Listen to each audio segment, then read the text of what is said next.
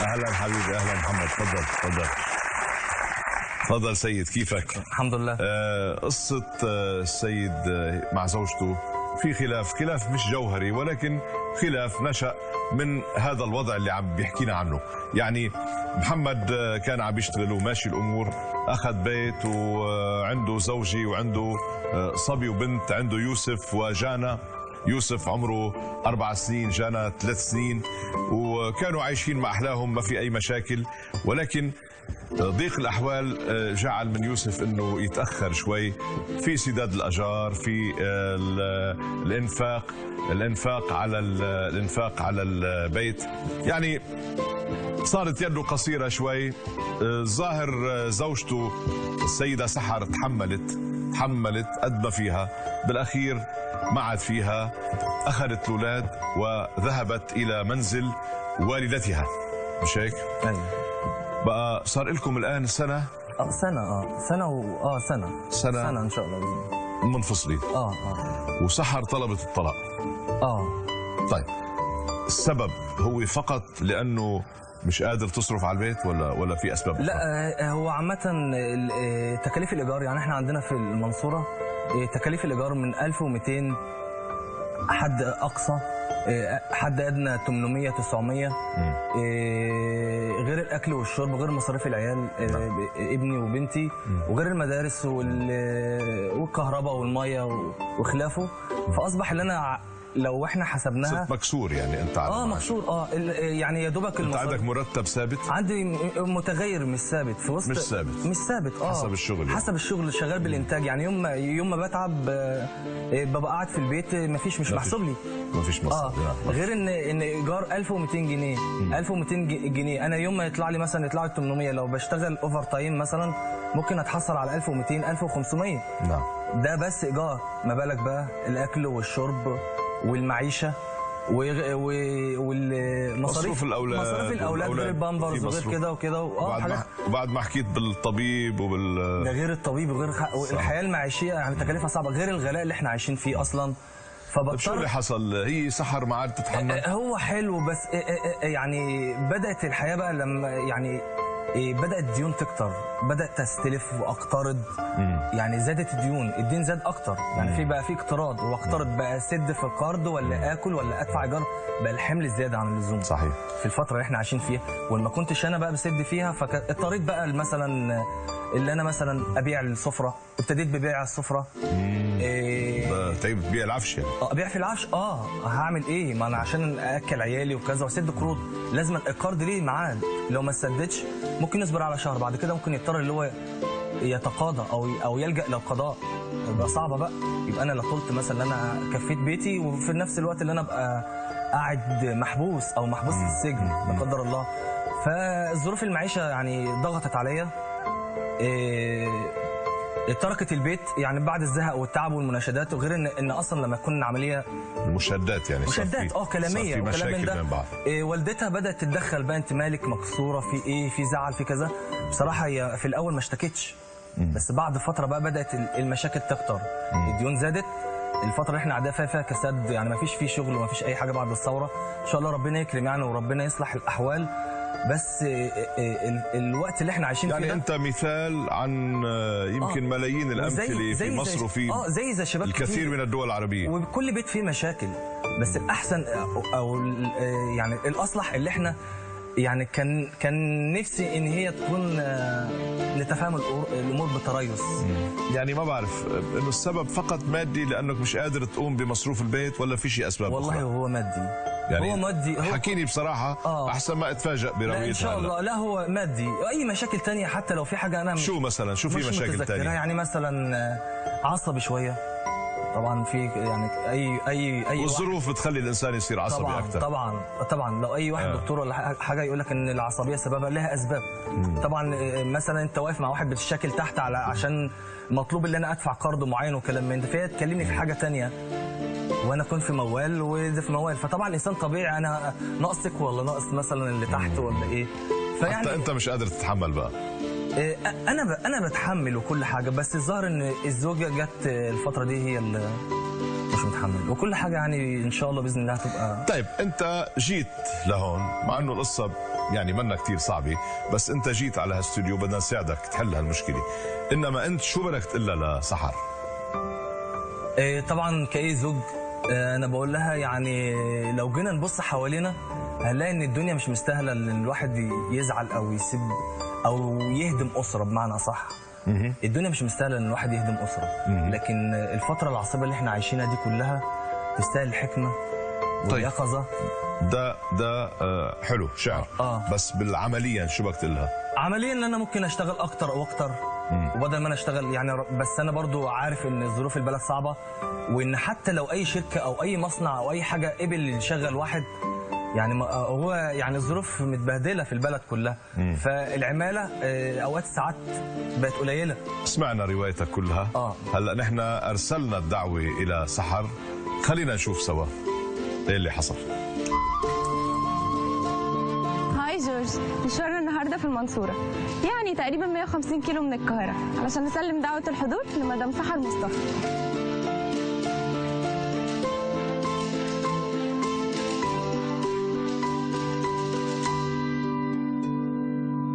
جورج، احنا كده فاضل لنا 48 كيلو على المنصوره.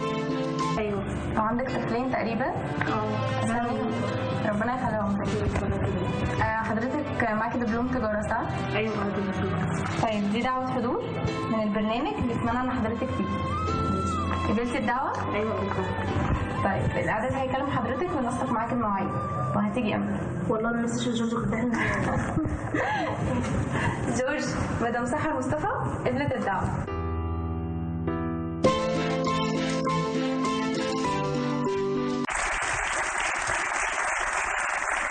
يعني مش سهل المشوار من القاهرة إلى المنصورة، ساعة ونص. ده 150 كيلو، 150 كيلو على البسكليت. الله يعين ساعات البريد.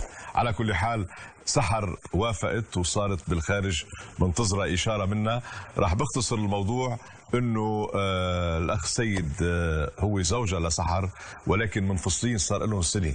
اجى اليوم على الاستوديو لحتى يعتذر منها اولا ويدعيها انها ترجع الى منزلها الزوجي، لانه كانت تركت البيت لما ضاقت الاحوال امام زوجها، ما في شغل، مش قادر يصرف على البيت، مش قادر يدفع الاجار، تراكمت الديون عليه.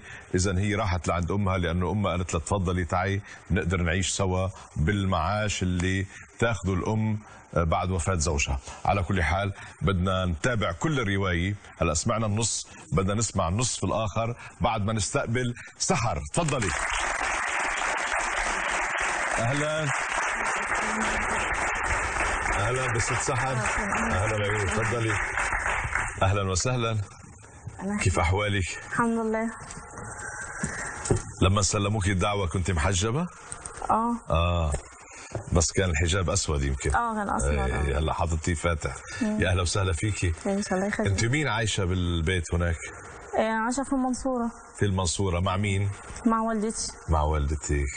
وكيف الاولاد؟ قالوا لي عندك ولد وبنت، يوسف وجنى. يوسف.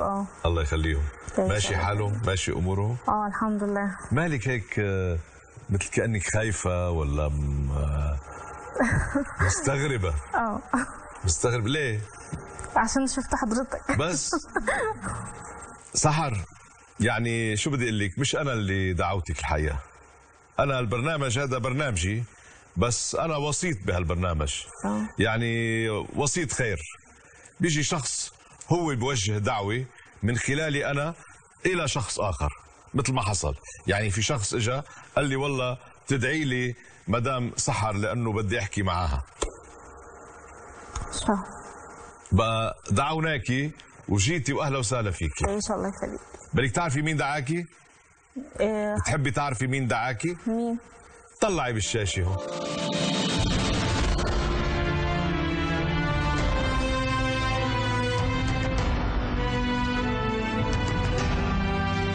عرفتي؟ وشو اخباره هذا الرجل؟ واصلا هو البرنامج ده ايه؟ البرنامج هذا اسمه المسامح كريم. البرنامج يعني في مسعى خير، في بسيطة، ما في شيء بيجبرك. سحر لحظة ولو هيك بيمشوا ولو. ما كنتش اعرف اللي يحصل كده. انت جاي لعندي شو بدك فيه انت؟ تعي عادي، شفتي صورته مسكر الصورة عادي. ولو ما كنتش اعرف اللي هيحصل كده بقى، انا ما اعرفش هو برنامج ايه. عادي تقلي شو برنامج. تفضلي استريحي. ولو كنت جاي مبتسمة، وهذا البرنامج اسمه المسامح كريم. يعني في ناس بيكون عندهم مشاكل بين بعض، بيلجأوا لعندي لحتى أنا حاول، انتبه، حتى أحاول إنه حل المشاكل. مش معناتها بحل المشاكل، يعني بتتوقف على الشخص. إذا كان المشكل عويص وكبير ما فينا نحله، بس إذا مشكل تافه ممكن نحله. لا مش عايزه اتكلم حاجه.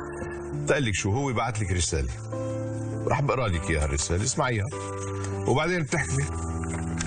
بيقول لك: زوجتي الحبيبة وأم أولادي سحر، تعرفين يا سحر أن العين بصيرة واليد قصيرة، وأنني كنت أتعب كثيرا كي أحاول أن أجعلك سعيدة معي أنت والأولاد،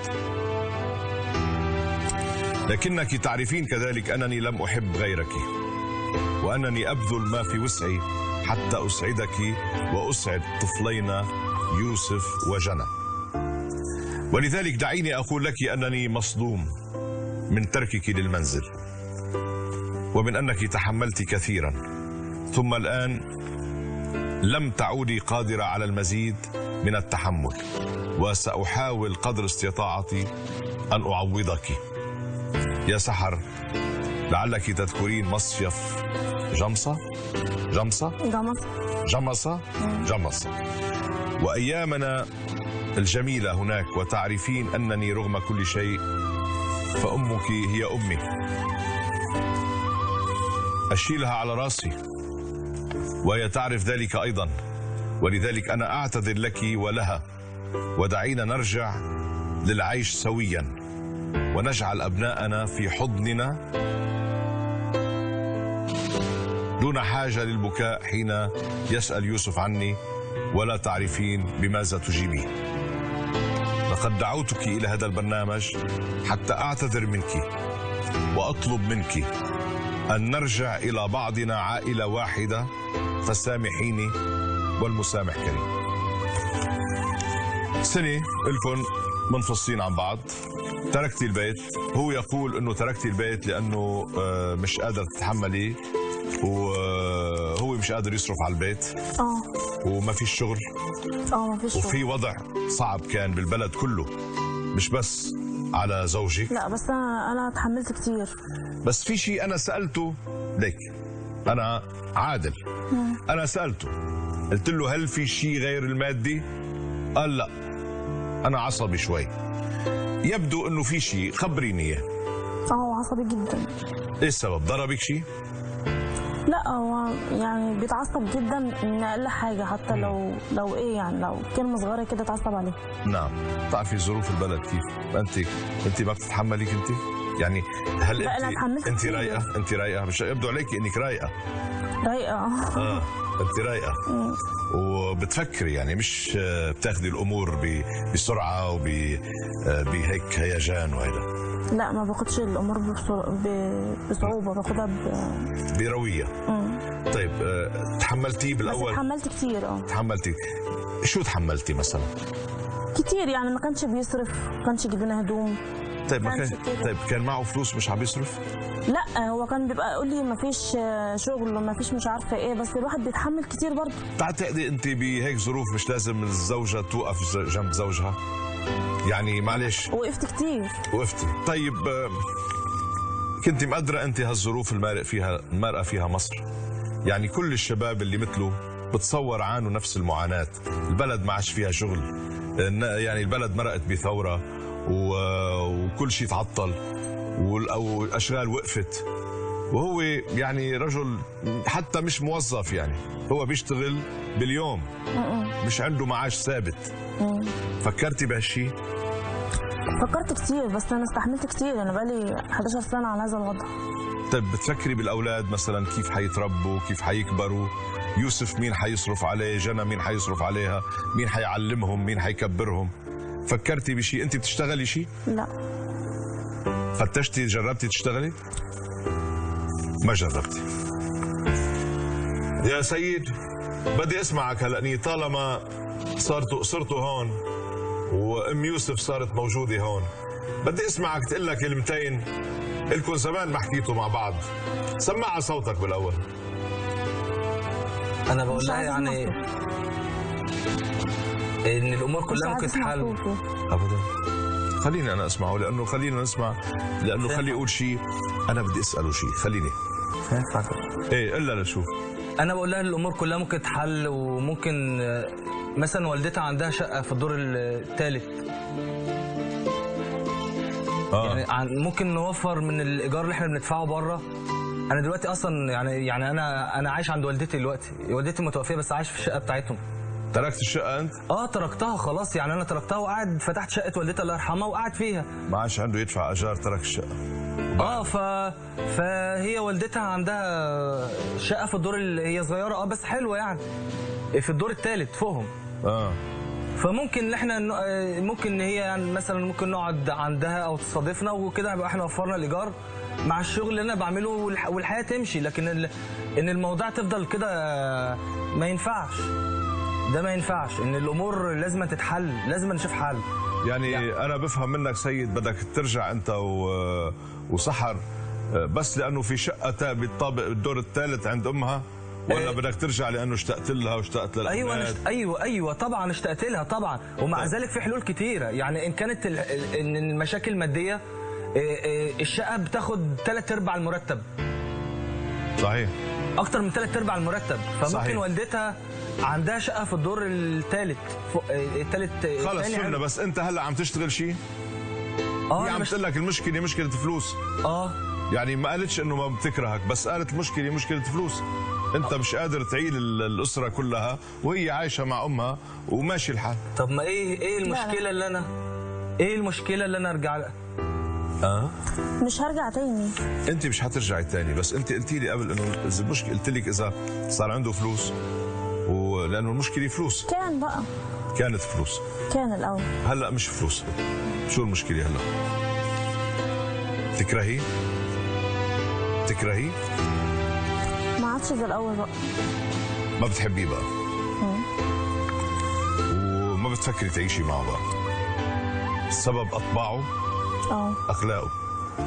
اخلاقك صعبه كمان، انت عصبي. يعني والله احنا لو جينا على العصبيه، يعني ان كانت الظروف يعني مش مسامحه، او المشاكل اللي بتحيطني دي مأثره على تجاوبي معاها واتنرفز والعصبيه دي بتظهر، فممكن الامور تتصلح ان شاء الله باذن الله. ليك سيد في سبب لحتى نفرت منك بهذا الشكل؟ ممكن يعني عشان مثلا التعامل معاها في حد ذاته بتعامل بعنف شويه، بس مش عنف بالايد او بعنف، يعني بعملها يعني. ما هو في عنف مش ضروري بالايد يعني.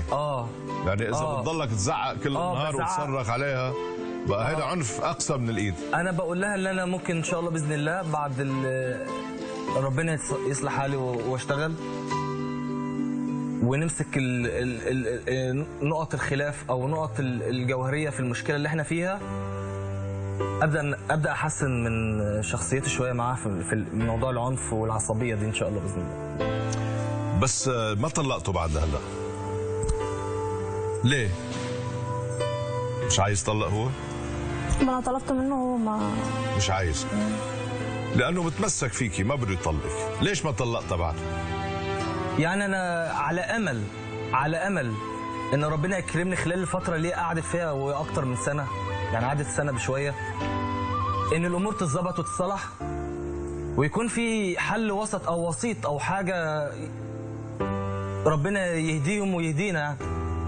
اسمعيني كويس، انت جيتي بالاول واستغربتي ونقزتي، وبعدين شفتيه حبيتي تمشي، بس مش هيدي الحياه، مش هي دي الحياه مثل ما بتقولوا. انت امام فرصه يمكن ما تتكرر مره ثانيه. ممكن اليوم ترجعوا لبعض وترجعوا تضموا الاولاد مع بعض.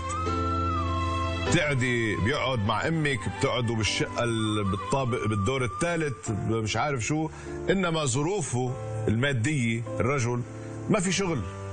يعني هيدي معاناه ملايين الشباب بمصر وبالدول العربيه اللي فيها مشاكل، فيها ثورات وفيها مش عارف ايه.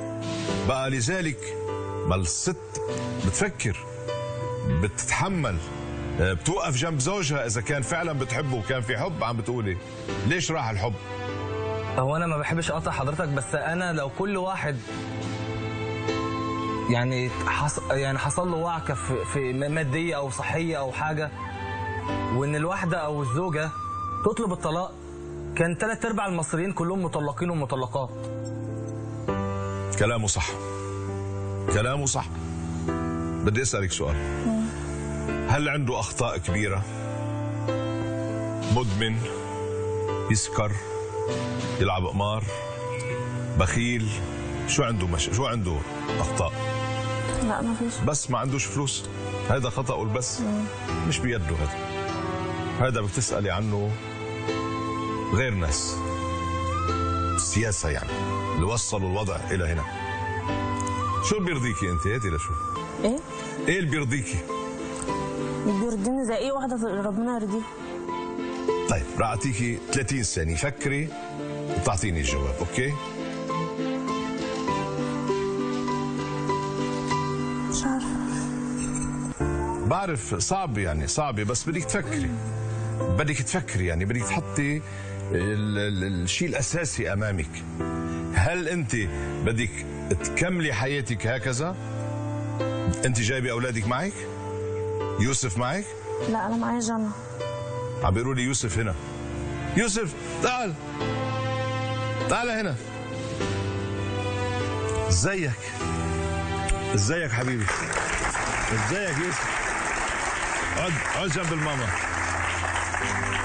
صوروا لي يوسف مظبوط، خذوه كويس. ايه الاخبار يوسف؟ كويس؟ مرتاح مع الماما؟ بيوحشك البابا؟ البابا بيوحشك؟ بتشوفه؟ عايز تشوفه؟ تعال روح هناك، روح لعنده.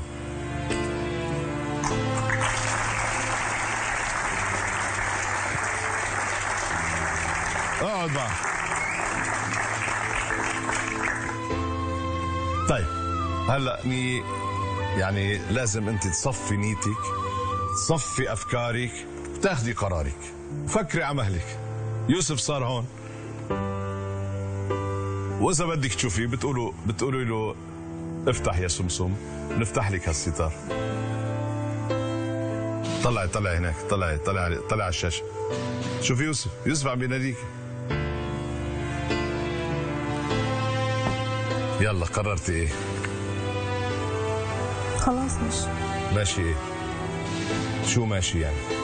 مسامح كريم بقى. مسامح كريم؟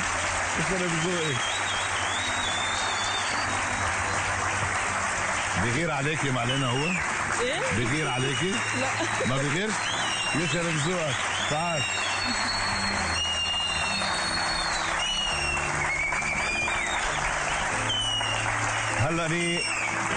هلا بقى الباقي عليكم. انا عملت اللي علي، الباقي عليكم انت وهو. ترجعوا تتعاونوا مع بعض، بتشدوا على ايد بعض، تطلعوا الى المستقبل مع بعض ومع يوسف. طيب انا بتشكرك، عذبتينا شوي، انت صعبه، روقيها شوي. بعدين ليكي يعني خلينا نحكيها امام العالم كلها. الفلوس مش كل شيء بهالدنيا، مهم هذا القلب، مش هيك؟ وانت بدك تروق عليها، بدك تهدى.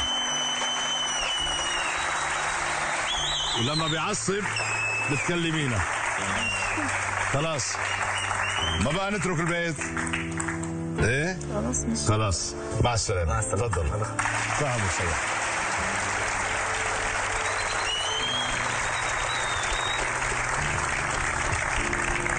يلا ماشي، تعبتنا بس بالنتيجة لقينا.